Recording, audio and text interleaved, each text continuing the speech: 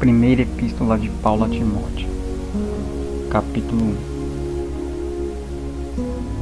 Paulo, apóstolo de Cristo Jesus pelo mandato de Deus, nosso Salvador, e de Cristo Jesus, nossa esperança, a Timóteo, verdadeiro filho na fé, graça, misericórdia e paz, da parte de Deus Pai e de Cristo Jesus, nosso Senhor.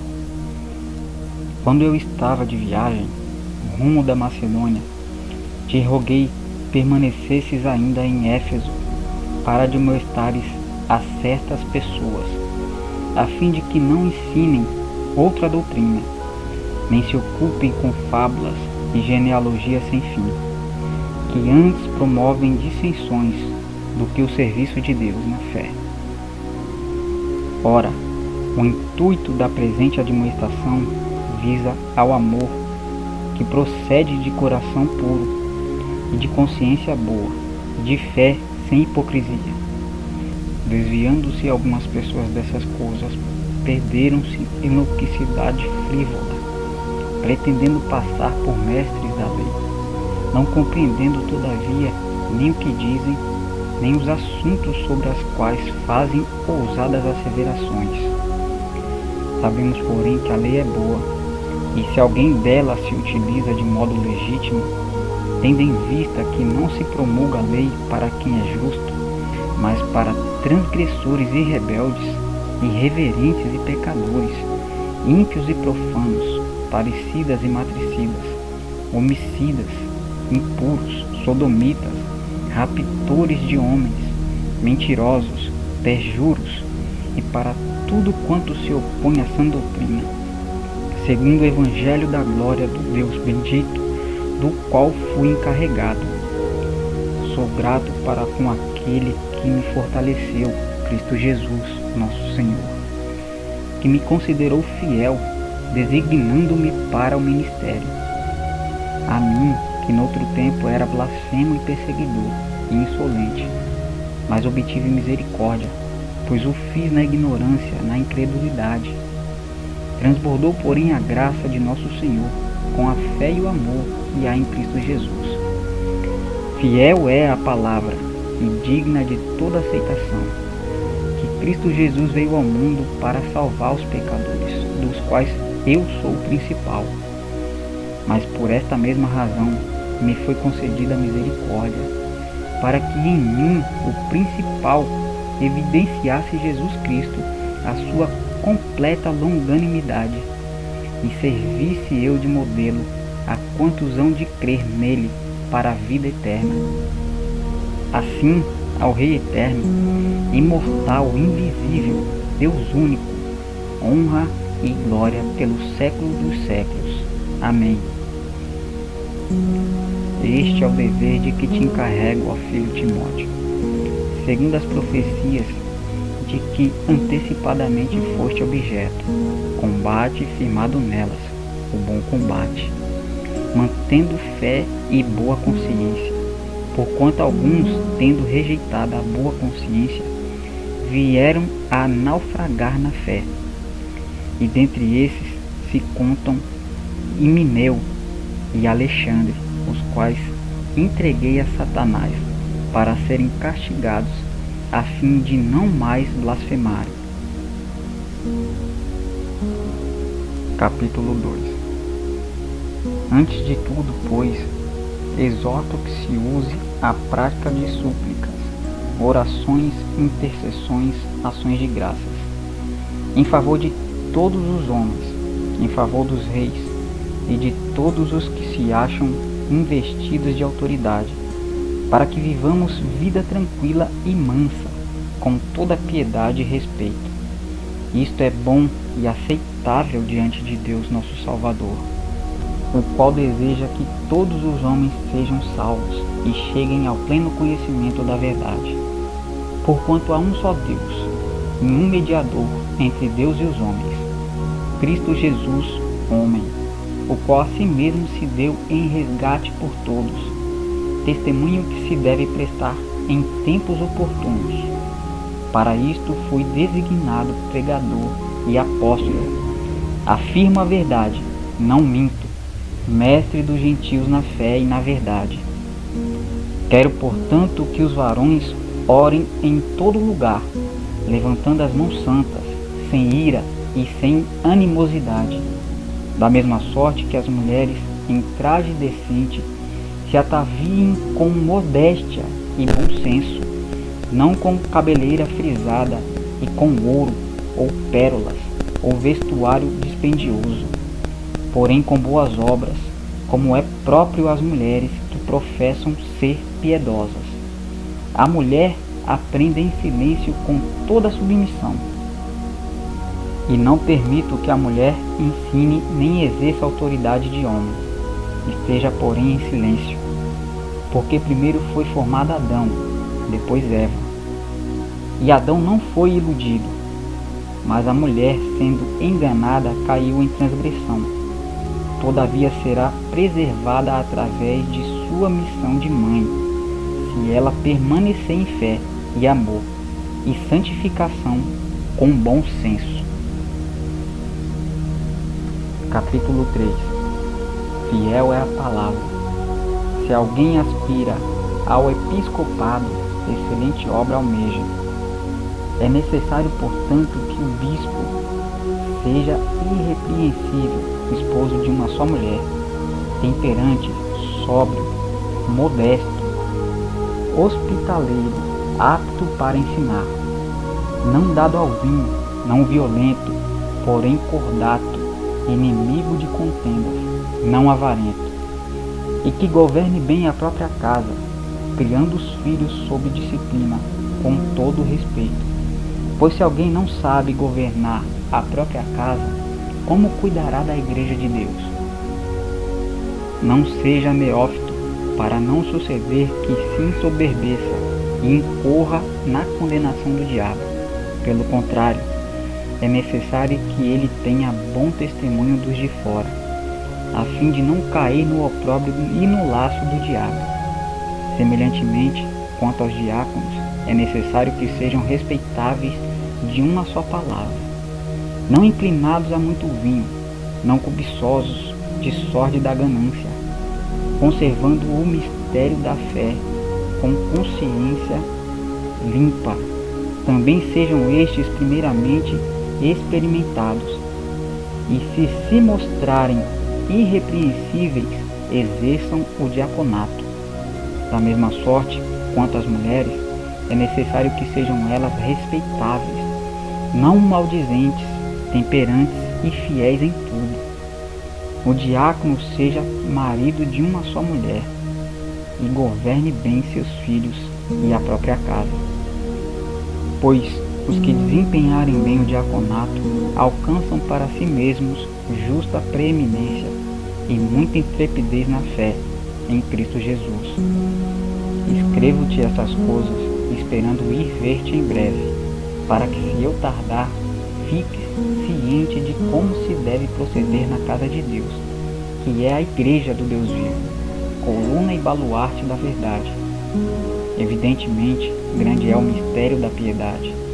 Aquele que foi manifestado na carne foi justificado em espírito, contemplado por anjos, pregado entre os gentios, crido no mundo, recebido na glória. Capítulo 4.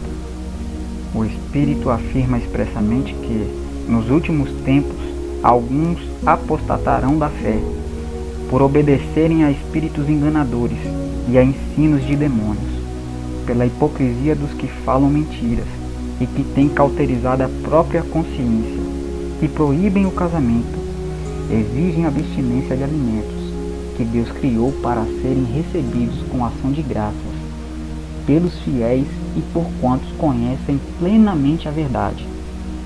Pois tudo o que Deus criou é bom, e recebido em ação de graças, nada é recusável. Porque pela palavra de Deus e pela oração é santificado. Expondo estas coisas aos irmãos, serás bom ministro de Cristo Jesus, alimentado com as palavras da fé e da boa doutrina que tens seguido.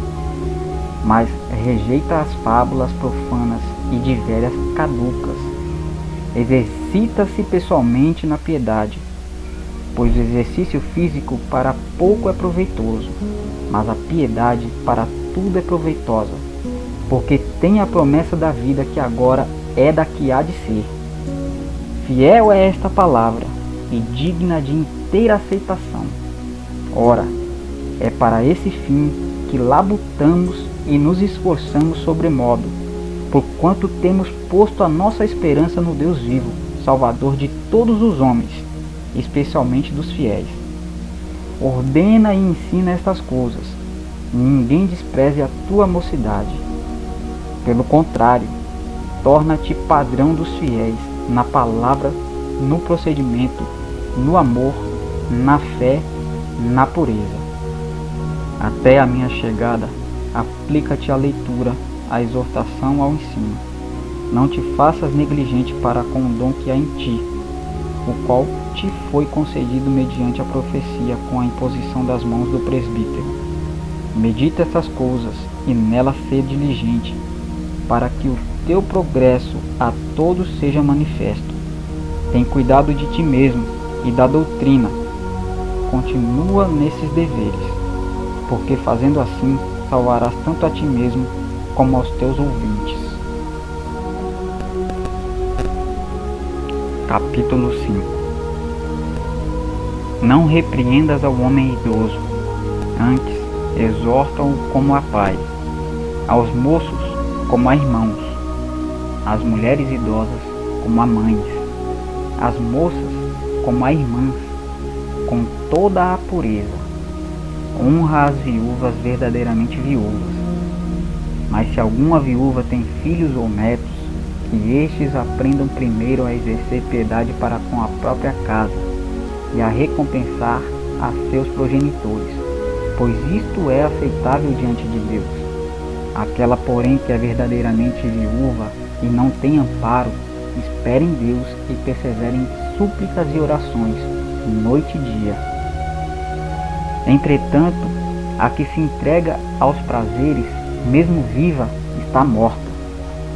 Prescreve, pois, essas coisas, para que sejam irrepreensíveis. Ora, se alguém não tem cuidado dos seus, e especialmente dos da própria casa, tem negado a fé e é pior do que o descrente.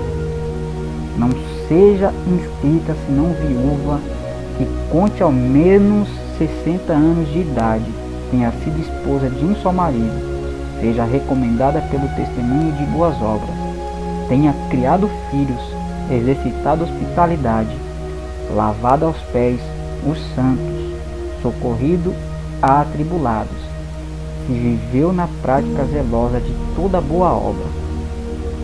Mas rejeita as viúvas mais novas, porque quando se tornam levianas contra Cristo, querem casar-se, tornando-se condenáveis por anularem o seu primeiro compromisso.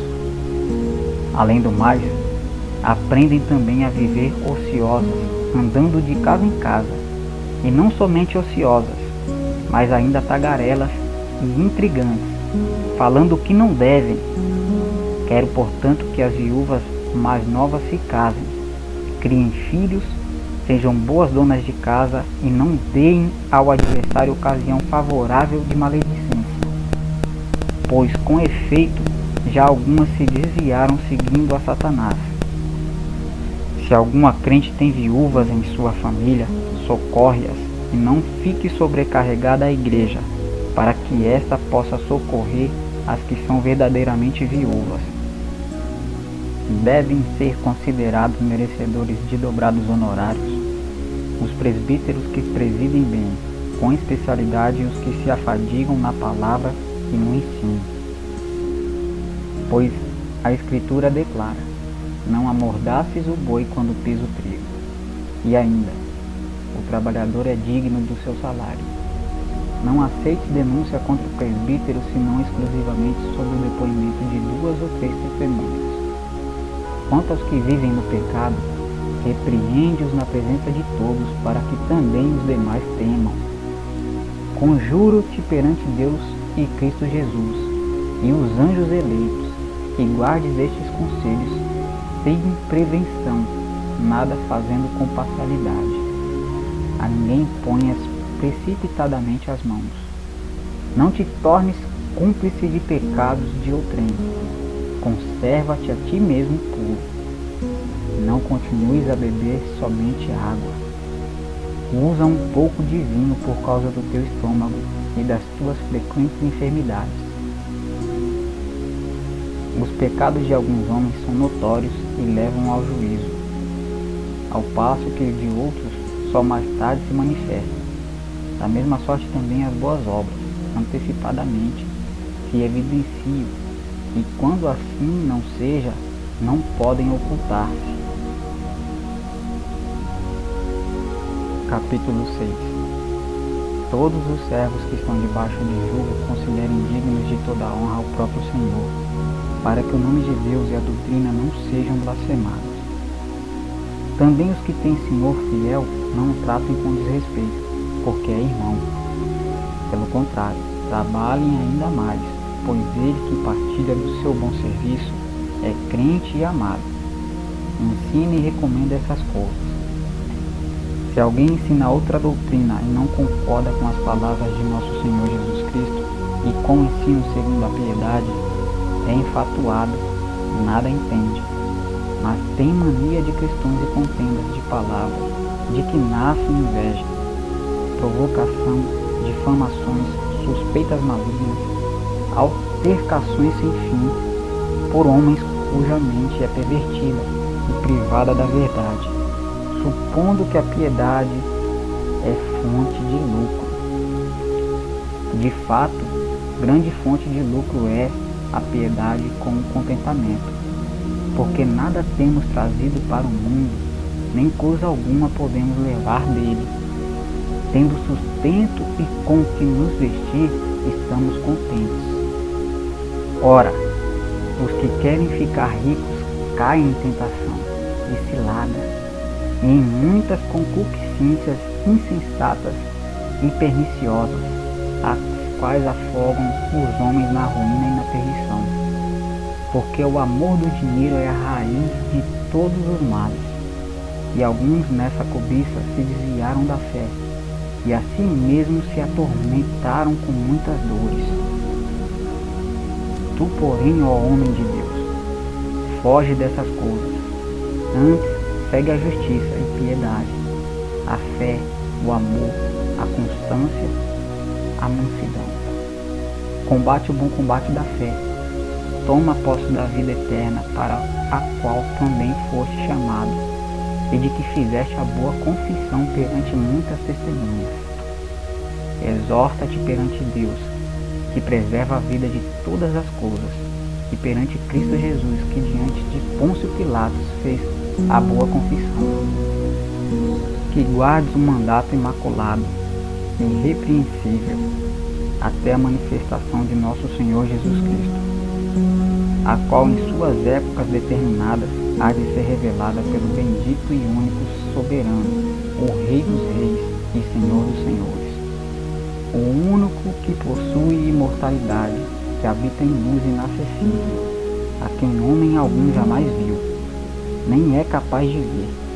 A ele honra e poder eterno. Amém. Exorta aos ricos do presente século que não sejam orgulhosos, nem depositem a sua esperança na insensibilidade da riqueza, mas em Deus, que tudo nos proporciona ricamente para nosso aprazimento. Que pratiquem o bem, sejam ricos de boas obras, generosos em dar e prontos a repartir.